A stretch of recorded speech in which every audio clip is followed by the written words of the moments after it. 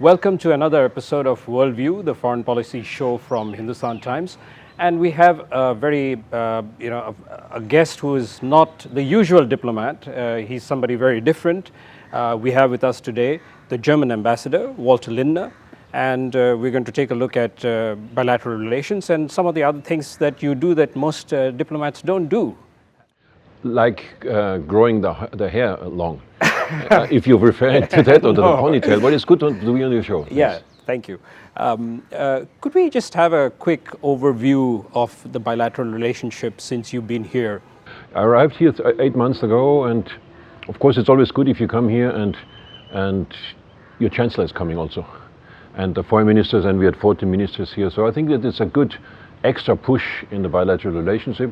The bilaterals are also already very, very good because not only because Modi and Prime Minister Modi and Chancellor Merkel get along very well, but we have a long-standing, very excellent relationship. Business-based, we are the biggest economy in Europe, and we are in the G4, Reforming Security Council. You know, we think this is an outdated membership. We need more permanent members. So we are on the same wavelength in many things, multilateralism, many of these issues in the UN and in many forums. So it's a very good relationship. If you were to look ahead at 2020, are there any specific areas that you're going to push? I mean, that you really think are the places where a change could be made? You know, when the Chancellor came here like 4 weeks ago, it was the week with the worst air quality in Delhi. Of course, it was the world's worst air, and I showed the Chancellor in the car. I drove with her from the airport to the hotel, and I showed her the app, the index of air quality, and it was almost 1,000 in the car. And she said, "What?" And because in Germany we have like 50, so it's like, I don't know, 20 times as big. And she said, "Okay, what do you do? How do you?" So this topic was quite in her head all the time, and even afterwards when she came home, I texted her when we had 1,200, because 3 days later we had 1,200, and I said, "Well, this is crazy, so we have to do something." So you might remember we were then inaugurating, or at least visiting a metro station close to the airport, where we finance the solar panels for supporting green mobility, because of course the reasons for the air quality, bad air quality, are of course stubble burning, but also industrial dust, but also cars. So you have the odd even scheme here, but we have to do much more, I think, all of us.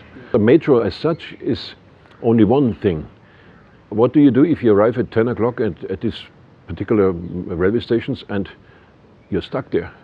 And then, I mean, as man it's difficult already, but as a woman, then you're stuck there. So what we call the last mile connectivity, or first mile connectivity, wherever you see it, is important. So at that particular metro station, there was an e-rickshaw station with 20 or 40 or 50 e-rickshaws, which have quite a 60 kilometers capacity. And they recharge on a battery there, which is solar panel fed. So these are things in other places like Nagpur we are supporting bicycles. These are the smart city concepts which we should all push forward. And I think this will be one of the things we will work together very closely with the government. So what you're saying, the focus areas are things like smart cities and climate change and stuff like that. Exactly. Would you also be working at a multilateral level on this? On the international front, of course, we are. India is also part of the alliance of multilateralists. I think these days it's so obvious. I don't know whether all politicians share this. I'm not naming anyone, but international issues can only be solved in a multilateral manner. No country is big enough, not even China, not even India, to do this by themselves. You mentioned also the need to reform some global structures like the UN. Obviously, I mean, this is something you feel India has a bigger role to play on that? I mean, yes. Possibly get a permanent membership? Yes, we support India, and the G4 are supporting mutually each other. G4 is Brazil, and is Japan, and is India, and is Germany. not because Germany has to push to be there, but it's, if you see let's say, the UN might have his faults, might have his shortcomings, that's true, but it's the only one we have, the only global body. Now, if we don't agree with many things, we have to reform it. One of the organs of the United Nations is the Security Council, and the Security Council was formed right after Second World War. You have 5 permanent members who were the victorious country in the Second World War. But this is now 70 years later, and India is not there with 1.4 billion. I mean, this is just not acceptable. Now, we can say we're not reforming it, that's fine, but we all lose because the people out there will not be relying anymore on the United Nations system, because they say it's not reflecting the reality. It has to reflect today's reality, and of course India has to be there. Before we go on to some of the lighter stuff that you've been up to over here, I must throw in one question on Kashmir. Chancellor Merkel, when she was here, created quite a flutter by saying that it's not sustainable.